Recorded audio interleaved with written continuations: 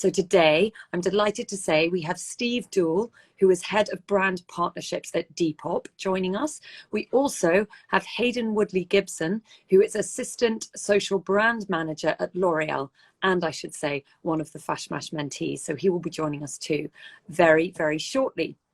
Before we do, I just want to say a big thank you to our sponsor, Klaviyo. None of this would be possible without them. They are an e-commerce marketing platform for brands of all types, shapes and sizes, from 111 Skin to Hummingbird Bakery to FashMash. We have been using them for our email marketing for coming up to a year now, and we have been so impressed by the targeted insights, the precision marketing, and also just the great customer service that they offer. If you'd like to give them a try, just go to klaviyo.com, that's spelled klaviyo.com/FashMash, and you can start your free trial today. Rachel, over to you, Gen Z. So we're here to talk about the Gen Z consumer. Now, to define them, these are those born somewhere in the region, depending on which resource you look at, of 1997 to about 2012. So I basically summed it up as anyone that's like a teenager or a young 20-something is what we're looking at currently. And what we wanted to explore with this session that we ran last week, I think it was about how their attitudes towards fashion and beauty are changing today, and of course just how to go about targeting them and in which ways. Now, I'm quite obsessed and always slightly bemused, I think might be the right word, at seeing the juxtaposition of some of the things that go on in this space. So if you think about things like promoting TikTok hauls and trends like Bama Rush on the one hand, and if you didn't see the Bama Rush stuff, I'm not going to go into detail on it now, but safe to say it's quite mind-blowing. Just Google Bama Rush and have a look at some of the content that surrounds all of that. So there's that. And then on the other hand, you know, there's lots and lots of talk about how Gen Z are really truly leading the conversation on things like climate change, like the climate change hashtag trending on TikTok and things like that, constantly from this young audience. So for me, that's, you know, there's a bit of a dichotomy there in terms of, you know, when we're looking through the lens of the fashion industry as to exactly what's going on and what these consumers want. And one thing that our focus session did was, rightly so, remind me, same as we used to talk about with millennials, that this group can't just be thrown into one single bucket, needless to say, but rather that they really should be embraced for all of that nuance and ultimately the influence that they bring because of that as well, and that they're going to bring more and more and more. As we know, obviously their spending power is set to significantly increase, and the size obviously of this generation is so large. But what we also explored in that context, however, is just really how much is at stake in terms of getting it right as a result. I mean, I just find their expectations sky high. And really, if those expectations aren't met, they're just going to move on. And that might be quite a standard expectation. For example, in e-commerce, you know, free, quick returns, easy customer journey. But then it might also be more nuanced, and this really came to the fore in 2020, and all around brand purpose. You know, are these brands engaged in social causes? Are they purpose-led?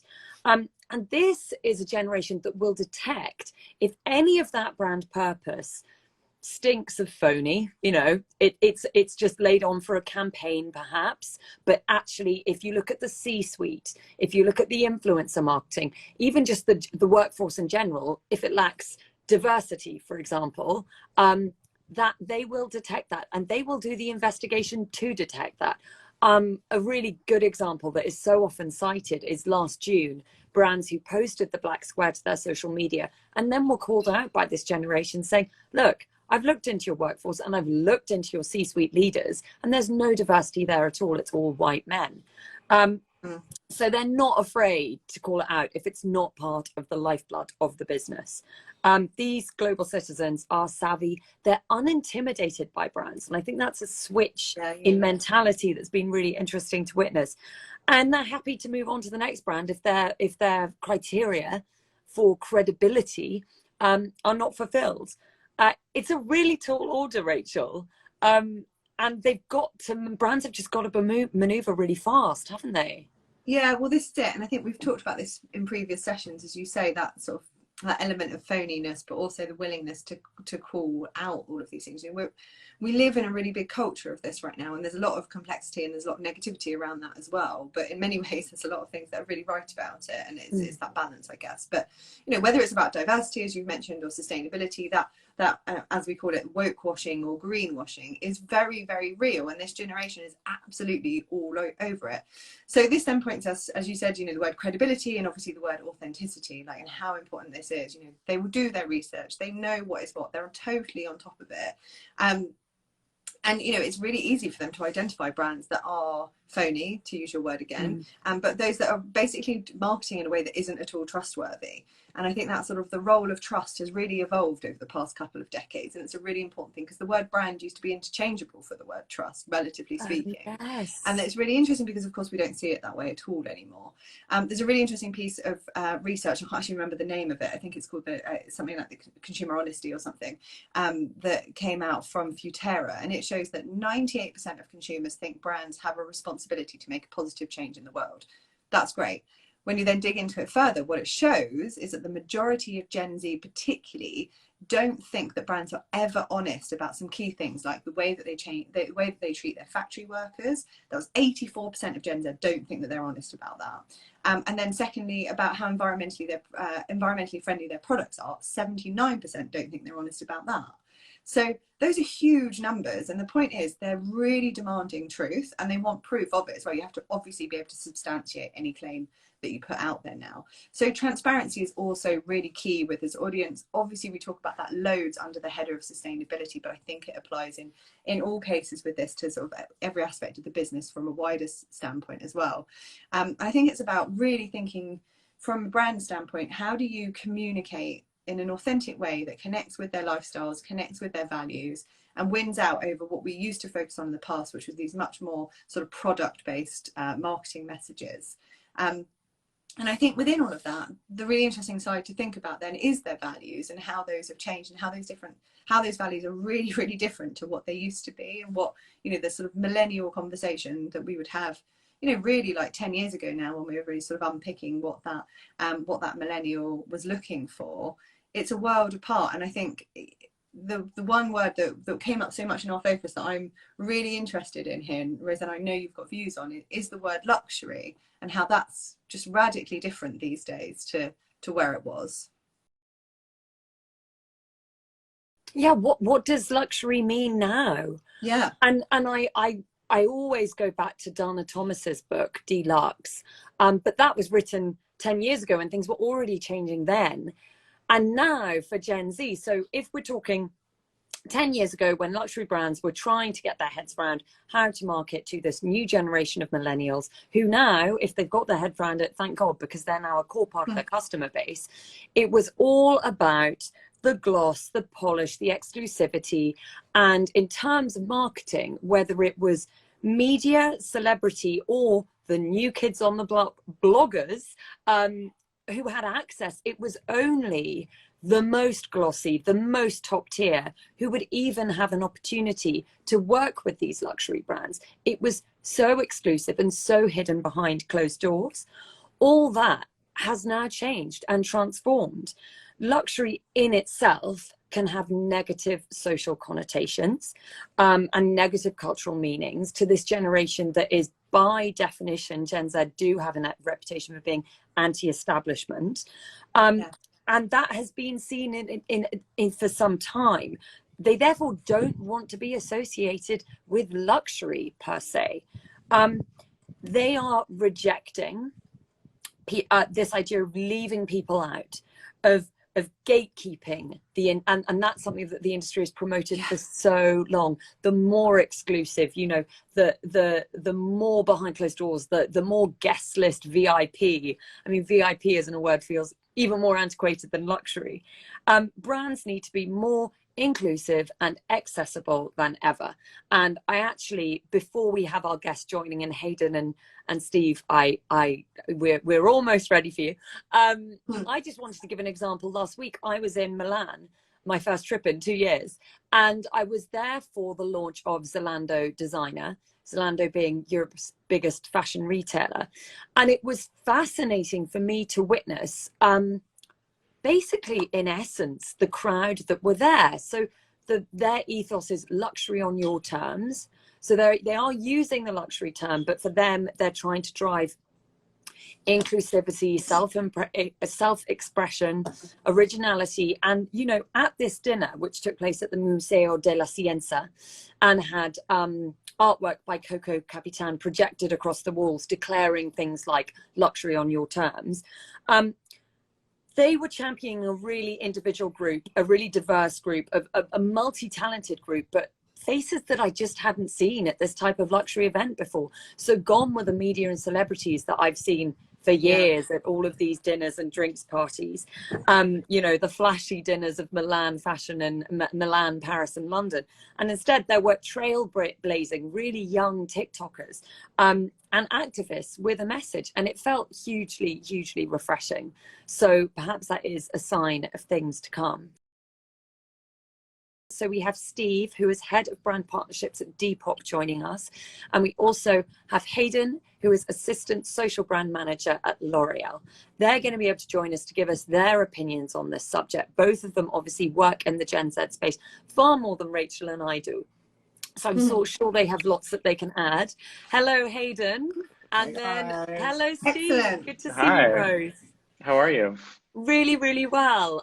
Look, I was just introducing you, but actually, I think if you could each just give us a short little summary of your roles and how you both day to day have, I suppose, contact with Gen Z or how it relates to Gen Z.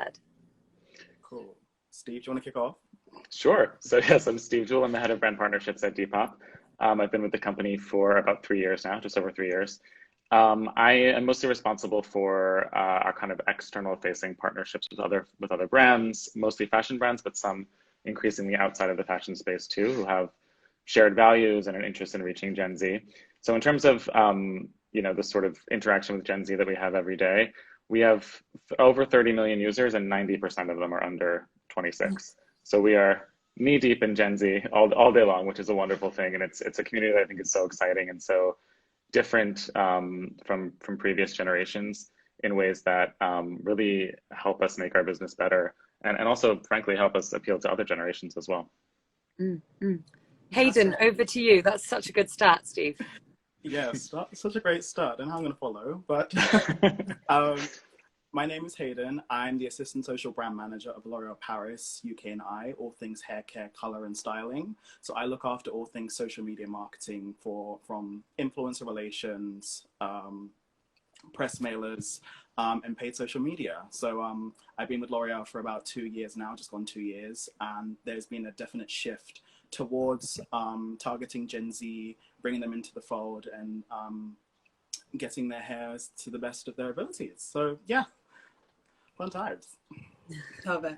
Fantastic. I mean, I think that's a really good starting place, full stop, just in terms of obviously you're both so focused on this generation in terms of your work anyway.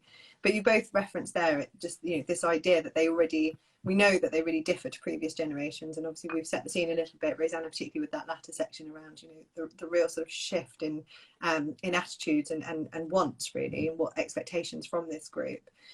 What are you seeing, both of you, play out in your work in terms of, you know, some specifics around how they really differ to millennials or indeed generations before that as well? I mean, I think largely in the past, the sort of traditional way of marketing is all about segmentation, like audience segmentation, and what are the behaviors of this specific type of customer within your customer base, who are the people that you're not reaching and how can you reach them? And I think the shift with Gen Z is that while there is certainly demographic information and things that you can kind of segment your audience based on, geographical location, things like that. The biggest thing is that identity is kind of fluid. And I think we talk about it kind of in the culture, mostly when we talk about gender expression and sexual orientation, but it even extends further than that to things like style. I mean, we from both really hardcore data-driven research we've done and also kind of more anecdotal focus groups, people are shifting and they see that fluidity as a key component of who they are. So some of it is, I'm sure, being young and trying on different things, literally in the case of fashion, but just sort of working out who you are through different identities. But for some of our community, for example, that fluidity is the identity. So it's not a means to an end, it is the end. They want to keep that kind of option open. I think makes it, you know, it calls for a shift in how we think about reaching our audience and a different way of understanding a completely different mindset, which can provide challenges when you're trying to apply previous, marketing and community outreach tactics to this generation. But it's also really exciting because it sort of is limitless in the ways that you can communicate with your audience. Yeah, no, I really I resonate with the idea of like the Gen Z becoming very fluid, and in that fluidity is their community, because I've definitely noticed this hunt or need for a community. I mean, I'm on TikTok more times than I can count, and it's always finding pockets of people who are like you and people who think the same way, and finding like solace in that and finding the communities. But yes, the exciting element of like trying to navigate it is always exciting, but also quite challenging, because there is new language, new codes every day that is popping up and then becomes a trend, so and so, or if you call it that way, and then it dies. So I think one of the major challenges for me personally is always keeping up with the new style of language or the new ways of working within Gen Z, because as Steve said, it's always fluid, it's always moving, and trying to keep up with them and being, like you were saying in your earlier part, instead of marketing to them with what we traditionally do, marketing with them or talking with them or having the same type of language as them. I couldn't agree more. There's sort of, I love that idea of with them and not to them. Steve, given that your platform is so peer-to-peer, that must be such a sort of central part of the way that you operate as well. Yeah, absolutely. I mean, there's some very practical things on the business side. We often look from within our community when we're making new hires, which is great from sort of that authentic voice that we're working with the people that we're trying to speak to. And also then from a practical standpoint of these are people who really understand already the ins and outs of the app and probably understand more things than we even do, because they're using it every day to sort of transact and interact with people. But I think it's also just on a campaign level as well. I mean, one of our core kind of brand pillars is community first, and keeping that front and center for all of, for example, the brand partnerships that we do.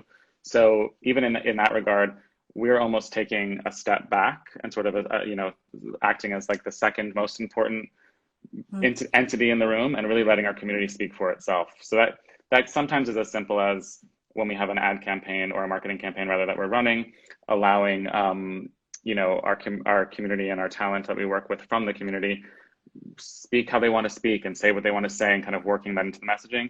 Sometimes then it's for brand partnerships. They're the ones who are out there sourcing the inventory that we're including in the campaign, or upcycling it, or kind of reworking it. So they're just there front and center. They're at the heart of it. And that does so much more in terms of authenticity than we could ever do as the sort of behind the scenes, machine trying to figure out what resonates or what works. One of the things I wanted to mention just was, obviously the very nature of your platform is around connecting everybody with a more sustainable way of consuming fashion. But what's your view on that sort of, that, as I was explaining at the beginning, that sort of dichotomy between these consumers that want to, or these citizens that want to consume, and that sort of appetite for fashion that we have seen playing out through lots of different social media trends and beyond, and then the element of a real focus on sustainability and climate change and sort of doing better for the world and all of these broader social causes? Yeah, I mean, I think overall our philosophy is that circularity is first. So the behavior we want to encourage is that when you purchase something, purchase it with an eye toward being able to sell it on to someone else, or donate it to someone else, or pass it on to someone else in general, as opposed to just getting rid of it. And also to consider secondhand and vintage first before you consider buying new.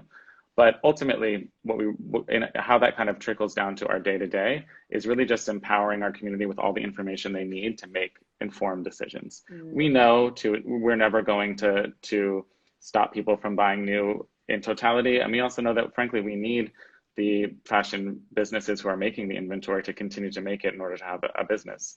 But having said that, we hope that by showing everyone in our community and beyond the benefits of secondhand first and the benefit of circularity, there'll be some really positive effects. So people will buy less and buy better, which in turn will hopefully encourage the producers of the inventory to also make items that are made to last and not disposable, and to provide more information for consumers to find that inventory. And then I think also there's endless other ways that we try to inform and empower our community with things like upcycling and reworking, which is really exciting and really kind of, you know, grasps the creative energy of this generation to you know, to sort of provide alternatives to a system that is often very wasteful. So our community, we know from our own kind of market research and from speaking to them directly, they do really value that sustainability component, and they want to make better decisions, and they're concerned about the future and climate change and just being better citizens. And so we want to just give them everything they need to be able to do that. And hopefully the shift will follow when this, you know, mass consumer action of these young people is kind of leading the way. Yeah, that's such a nice example, and I love this idea of, yeah, this generation leading the way, sort of that trickle up, I guess, effect to older generations as well. But also, you know, full credit to a business like yours and your ongoing success story, and what that can paint as a picture for wider organisations across the whole spectrum of the sector. Because I think, you know, that sort of replication is a positive thing. Not direct replication, obviously, but you know, that sort of healthy move into more focus on circularity is so important. And it is, and I think, you know, we've obviously seen a huge boom in the resale space in the last year, especially. And obviously, we want everyone to choose Depop first, and that's our then, you know, goal is to tell everyone why they should do that, and to make sure that our community is cared for and looked after, and our app works beautifully and all of that kind of stuff.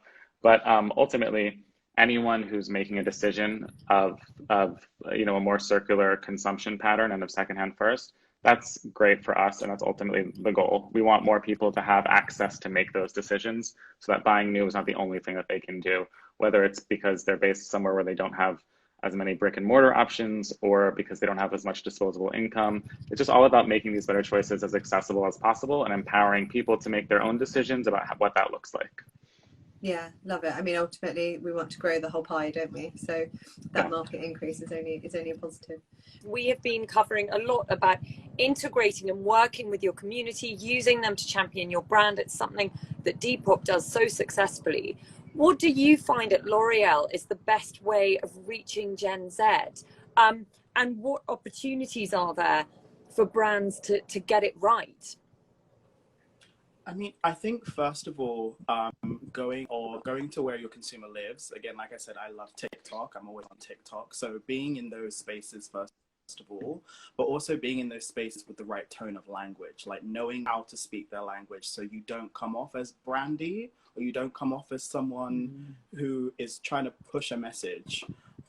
First of all, one of the things we're trying to push internally is this community management and just having conversations with consumers about our products. We launched a chatbot service where consumers can basically have a conversation with regular people who get who have an app that they download, and have conversations with consumers just about our regular products, and very basic questions like, how do you use this shampoo? How do you use this conditioner? Would it work for me?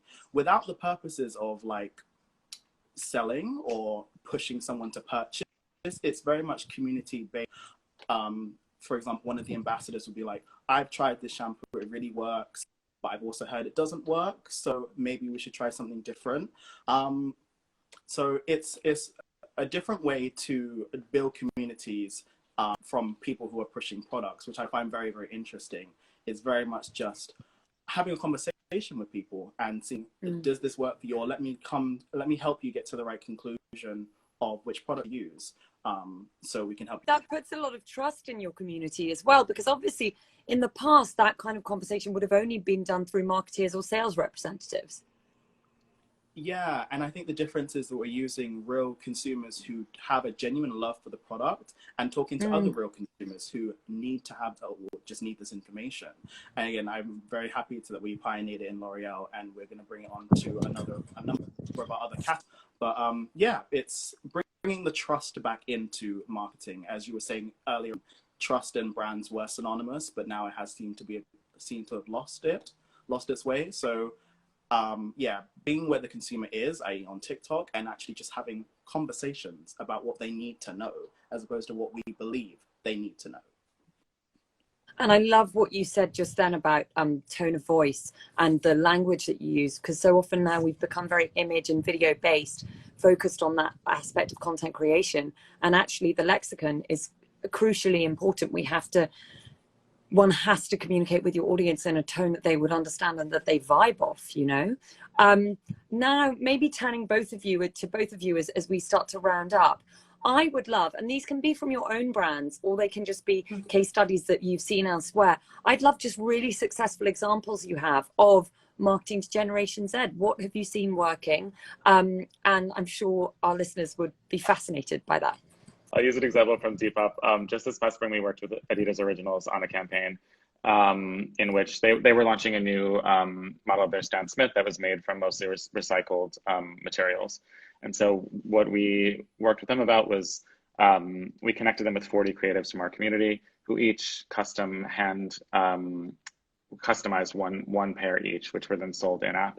And I just thought it was a really nice example of the ways in which we can work with certainly a large brand like Adidas, which is, you know, super relevant to our community, on a product that's made better than you know, how sneakers are traditionally made, and also really harness the creativity of our community and kind of let that shine front and center with these beautiful hand painted and hand stitched designs.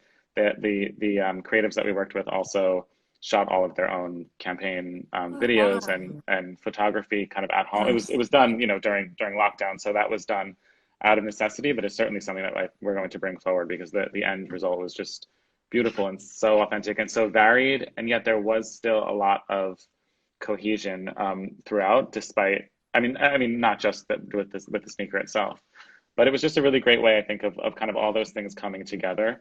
And a really nice, it was received very nicely from the community as well. I love that example. Gosh, community. All aspects. Hayden, how about you? What's your fabulous case study or example that has caught your eye? Well, I can, as long as you guys can still hear me, one of my examples that I was very proud of was my first campaign as assistant social brand manager, which was L'Oreal Paris's Wonderwater Whip #challenge. I mean, the essence of it was essentially to allow consumers within lockdown to show off their great hair that they haven't done for the last year or so. It was a very simple challenge. We asked our girls to essentially whip their hair, had a very diverse set of influencers, and we just let everyone have fun. I think that was what made it so well. Like we made it work so well. And we gave the instruction to whip your hair and have fun. And it was very successful. Like I was just speaking to TikTok, they said it was the best beauty #challenge one of 2021. So I was very happy with that. That's so fantastic. And I also, Hayden, I love that because the ask of the community is so simple, and and also on camera it's something that's going to be so effective. So I'm not surprised that it was the most successful in Q1. Huge congratulations, and I'm sure that will be the first slightly viral campaign of many for you. That's awesome. Rach, before we round up, have you got any questions? No, I think that was all of them. Just to say, like, massive thank you to you both for joining us today. Really fascinating to hear your viewpoints from very different businesses, but lots of alignment there around community and around obviously the way to reach these, I was going to say new consumers, obviously not completely new, but certainly the sort of big focus for all of us right now in lots of different aspects. Yes, and Gen Alpha is right behind them, so we'll be having this conversation again in a few years. Yeah, absolutely. Thank you both so much. And a big thank you finally to our sponsor, Klaviyo. We will see you all very soon, and have a good rest of your day. Thank you. Thanks, everyone.